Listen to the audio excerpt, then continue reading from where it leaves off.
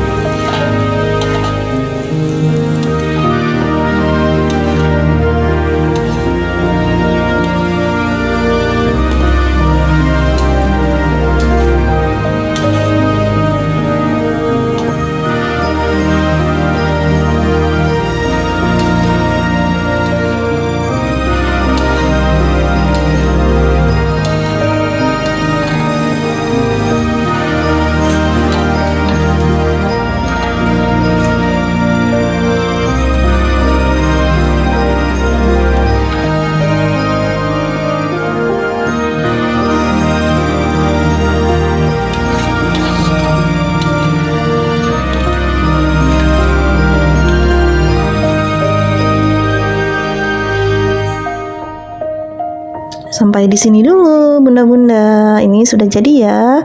Terima kasih sudah menonton. Jangan lupa di like, comment, subscribe, dan share. Sampai jumpa di video selanjutnya. Assalamualaikum warahmatullahi wabarakatuh.